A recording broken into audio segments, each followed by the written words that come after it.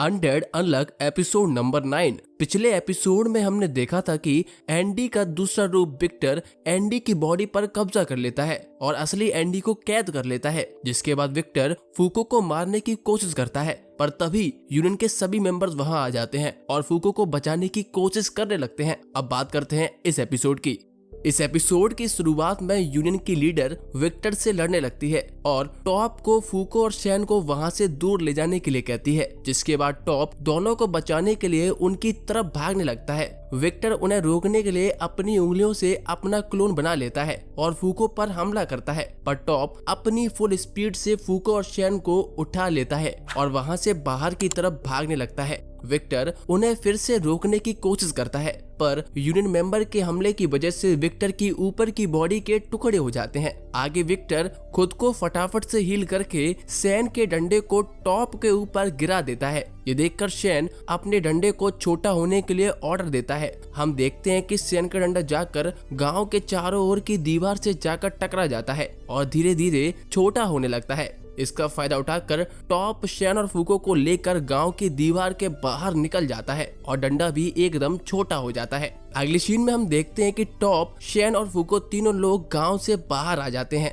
फूको top को उन्हें बचाने के लिए शुक्रिया कहती है। हम देखते हैं कि टॉप लगातार भागता ही रहता है। ये देखकर फूको को थोड़ा अजीब लगता है। आगे फूको टॉप से पूछती है आखिर हम विक्टर को कैसे रोक सकते हैं, जिस पर टॉप कहता है पिछली बार गेना की हेल्प से हमने विक्टर को पकड़ा था, पर अब मुझे कोई भी आइडिया नहीं है। शायद लीडर के पास कोई प्लान होगा। ये सुनकर फूको टॉप से कहती है क्या तुम मुझे वापस से विक्टर के पास ले जा सकते हो? शायद मैं एंडी को वापस ला सकती हूँ। ये सुनकर टॉप कहता है क्या तुम पागल हो? अभी कुछ सेकंड पहले उसने तुम्हें मारने की कोशिश की थी। अब वो पहले वाला एंडी नहीं है। आगे फूको शैन से एंडी का कार्ड मांगती है, जिस पर शैन फूको को उसकी रक्षा के लिए एक गन देता है और कहता है मैंने एंडी से तुम्हें सेफ रखने का वादा किया था, और उसे एंडी का कार्ड भी दे देता है। इसके बाद फूको वहां से जाने लगती है। ये देखकर टॉप शैन से कहता है आखिर तुम उसे रोक क्यों नहीं रहे हो? इस पर शैन टॉप से कहता है मैं अभी उसे रोकने की हालत में नहीं हूँ मेरे भाई। इसके अलावा मैंने भी अपनी मनमानी की थी,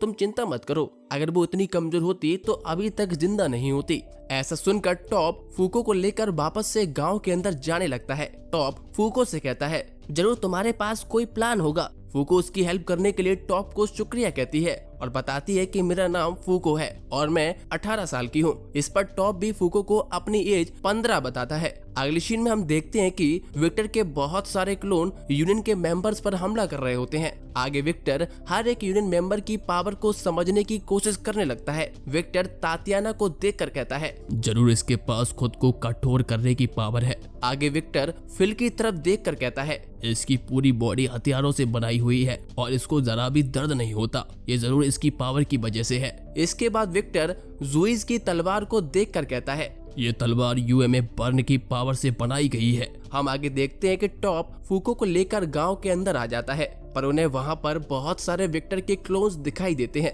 जिससे वो लोग कंफ्यूज हो जाते हैं कि असली विक्टर कौन है। आगे फूको सभी क्लोन्स को बहुत ही ध्यान से देखकर असली विक्टर को पहचान जाती है। फूको टॉप को बताती है जो विक्टर जुइस से लड़ रहा है वो असली विक्टर है और एंडी उसी के अंदर है। जिस पर टॉप फूको से पूछता है मुझे तो सभी एक जैसे दिख रहे हैं, आखिर तुम्हें ये कैसे पता चला? फूको टॉप को बताती है केवल असली विक्टर के पास ही तलवार है, उसके अलावा केवल उसी के ऊपर यूएमए क्लॉथी के फटे हुए कपड़े चिपके हुए हैं। आगे फूको टॉप से कहती है बस तुम मुझे असली विक्टर के पास ले चलो, बाकी मैं संभाल लूंगी। इस पर टॉप कहता है ठीक है, अगर कुछ भी होता है तो मेरी कोई भी जवाबदारी नहीं होगी। अगली सीन में हम देखते हैं कि फूको अपनी शर्ट खोल लेती है और अपने टॉप के अंदर विक्टर को घुसेड़ देती है, जिससे फूको के तरबूज विक्टर की बॉडी से टच होने लगते हैं और विक्टर के माथे के निशान पर एंडी का कार्ड लगाने की कोशिश करती है। ये देखकर सभी लोग चौंक जाते हैं कि आखिर फूको ये क्या कर रही है।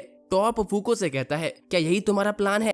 फूको सबको समझाती है अगर मैं ऐसे ही विक्टर से चिपकी रहूंगी तो भले ही मैं इससे कितनी भी नफरत करती हूँ, मेरा एक बड़ा अनलक विक्टर के ऊपर जरूर गिरेगा। ये सुनकर जुइस कहती है आखिर तुम्हें इससे कितनी देर तक चिपके रहना होगा? जिस पर फूको कहती है ये तो मुझे नहीं पता है, मैं कभी भी किसी से इतना नहीं चिपकी जिससे मैं नफरत करती हूँ। आगे जूइस पूछती है, क्या अगर ये एंडी होता तो इस पर तुरंत ही तुम्हारा अनलक गिर जाता, जिस पर फूको हाँ कह देती है। ये सुनकर जूइस कहती है, हम अपना प्लान बदल रहे हैं, तो मैं कैसे भी करके एंडी को बस 1 सेकंड के लिए ही वापस लाना होगा। अगर उस समय तुम उस पर अपना अनलक गिरा देती हो तो शायद हम एंडी को वापस ला सकेंगे। ये सुनकर विक्टर कहता है, अबे सालों मैं असली ही हूँ, एंडी मेरे अंदर है और मुझसे लड़ रहा है, पर वो दोबारा कभी भी सूरज नहीं देख पाएगा। ऐसा बोलकर विक्टर फिर से अपने बहुत सारे क्लोन बना लेता है और फूको को मारने की कोशिश करने लगता है, पर सभी यूनियन मेंबर विक्टर के क्लोन से फूको को बचाने लगते हैं। ये देखकर विक्टर कहता है,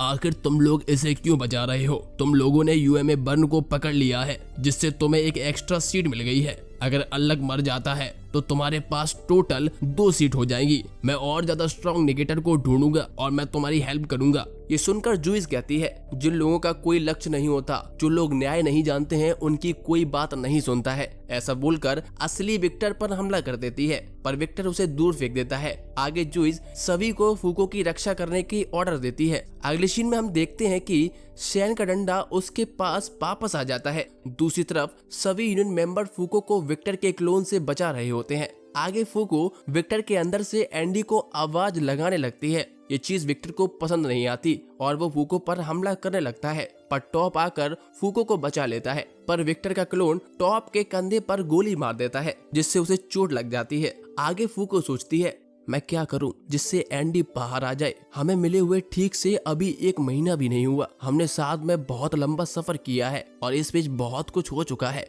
पर अभी भी मैं एंडी के बारे में कुछ भी नहीं जानती हूँ। उसे क्या पसंद है, क्या पसंद नहीं, और उसके साथ पास्ट में क्या हुआ होगा। पर मुझे जल्दी ही कुछ ना कुछ सोचना ही होगा। जब मैं एंडी से मिली थी तब उसने मेरी जान बचाई थी, पर अब मेरी बारी है। आगे फूको एंडी के माथे पर बना हुआ घाव याद करती है। उसे याद करके फूको विक्टर के माथे पर सेम जगह पर गोली मार देती है। इसके बाद फूको गोली के वजह से हुए होल के अंदर अपना अंगूठा घुसेड़ देती है, जिससे विक्टर का बहुत सारा खून बहने लगता है। फूको विक्टर से कहती है, ये घाव तुम्हारे क्लोन्स के माथे में नहीं है, तुमने जरूर इसी के अंदर एंडी को बंद करके रखा हुआ है। मेरे एंडी को वापस कर दो। आगे फूको चिल्लाते हुए कहती है, एंडी तुम इतनी जल्दी हार नहीं मान सकते हो, तुम्हें बस 1 सेकंड के लिए मुझे छूना होगा, उसके बाद मैं तुम्हें अब तक का सबसे बड़ा अनलक दूंगी जो तुमने कभी भी नहीं देखा होगा। हम आगे देखते हैं कि फूको की बात सुनकर एंडी थोड़ी देर के लिए बाहर आ जाता है और कहता है, ये तो एक गिफ्ट होगा, और फूको को किस कर लेता है। फूको की आंखों में आंसू आ जाते हैं। ये देखकर सभी यूनियन मेंबर्स चौंक जाते हैं। आगे एंडी फूको को खुद से दूर कर देता है और कहता है, ये हम फिर कभी कंटिन्यू करेंगे। ये सुनकर फूको शर्मा जाती है और वहाँ से भाग जाती है। फूको सभी से कहती है, तुम लोग जल्दी यहाँ से भाग जाओ, एक बहुत बड़ा अनलक आने वाला है। ये सुनकर सभी यूनियन मेंबर गांव के बाहर आ जाते हैं। हम देखते हैं कि विक्टर फिर से एंडी की बॉडी पर हावी हो जाता है। विक्टर कहता है, तुम्हें क्या लगा कि तुम लोग मुझसे बच जाओगे? आगे जैसे ही विक्टर हमला करने वाला होता है, शैन अपनी पावर का यूज करके विक्टर को वहीं रोक देता है। शैन कहता है, मैं जब तक तुम्हें देख सकता हूँ तब तक मैं अपनी पावर्स को एक्टिवेट कर सकता हूँ। मैंने तुमसे झूठ बोला था कि मेरी पावर्स केवल एक दूरी तक ही काम करती हैं। तभी आसमान से बहुत सारे मीटेरॉइड गिरने लगते हैं। विक्टर शैन से कहता है, इस बात को बहुत समय बीत गया है जब मैं किसी इंसान से हारा था। इसके बाद बहुत सारे मीटेरॉइड पूरे गांव पर गिरते हैं, जिससे सब कुछ तबाह हो जाता है। हम देखते हैं कि मीटेरॉइड के हमलों से गांव के चारों ओर भरा पानी ऊपर आ जाता है और सभी यूनियन मेंबर उसमें बहने लगते हैं। पर निको अपनी इलेक्ट्रिक बॉल का यूज करके अपने चारों ओर एक कवच बना लेता है। फूको की पावर्स को देखकर सभी यूनियन मेंबर दंग रह जाते हैं। आगे हम देखते हैं कि मीटेरॉइड के हमले से पूरा गांव राख में बदल जाता है, जिसके बाद फूको एंडी के सर में उसका कार्ड लगाने के लिए उसके पास चली जाती है।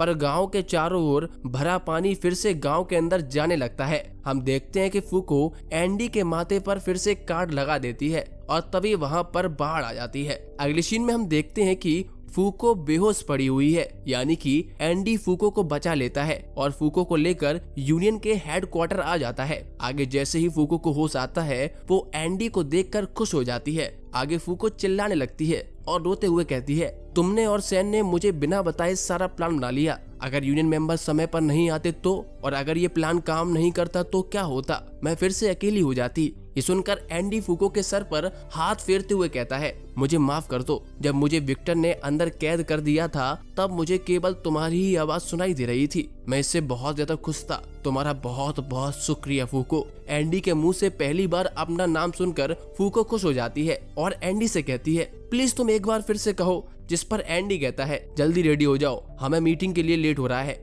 जिस पर फूको कहती है, एंडी अब लग रहा है कि तुम फिर से नॉर्मल हो गए हो। इसके बाद फूको एंडी से उसके पास रखी एक डॉल के बारे में पूछती है। एंडी बताता है कि ये डॉल तातियाना ने उसके लिए छोड़ कर गया है। एंडी आगे बताता है, तुमने गांव में केन और बाकी बच्चों को बचाया था, वो भी तुम्हें देखने के लिए आए थे। वो सभी बच्चे अब यूनियन के अनाथ आश्रम में रहेंगे जब तक वो 18 साल के नहीं हो जाते। ये सुनकर फूको खुश हो जाती है और एंडी से पूछती है, एंडी तुम्हें क्या लगता है बच्चों के पास उनकी टीचर की जो भी यादें हैं क्या वो दुखद यादों में बदल जाएंगी? ये सुनकर एंडी टीचर को याद करने लगता है और कहता है, ये हो ही नहीं सकता। मैंने उससे शादी की थी, मुझे पता है उसकी भावनाएं कितनी स्ट्रांग है। जैसे तुम्हारी भावनाएं मुझ तक पहुंच गई वैसे ही टीचर की भावनाएं बच्चों तक जरूर पहुंच जाएंगी। आगे एंडी इतने भारी शब्द कहकर खुद की तारीफ करने लगता है। हम देखते हैं कि जब एंडी ने फूको के सर पर हाथ रखा था उसकी वजह से फूको का अनलक एंडी पर गिर जाता है, जिससे एंडी की पूरी बॉडी जलने लगती है। एपिसोड के लास्ट में सभी लोग यूनियन की मीटिंग के लिए पहुंच जाते हैं। हमें बताया जाता है कि एंडी ने यूएमए क्लॉथ को पकड़ लिया था। इसकी वजह से उसकी रेटिंग फूको से ज्यादा हो जाती है, जिससे एंडी नंबर 9 पर आ जाता है और फूको नंबर 10 पर चली जाती है। आगे मीटिंग स्टार्ट होती है जिसमें अपोकलिप्स सभी मेंबर्स को मिशन के रिजल्ट के बारे में बताने लगता है और इसी के साथ ये एपिसोड खत्म हो जाता है। दोस्तों बताइए ये एपिसोड कैसा था और आपको कौन सा पार्ट अच्छा लगा? मुझे इस एपिसोड को देखने के बाद अपनी गर्लफ्रेंड की याद आ गई, पर मेरी गर्लफ्रेंड तो है ही नहीं। हाँ खैर, वीडियो को लाइक करें और चैनल को सब्सक्राइब जरूर करें।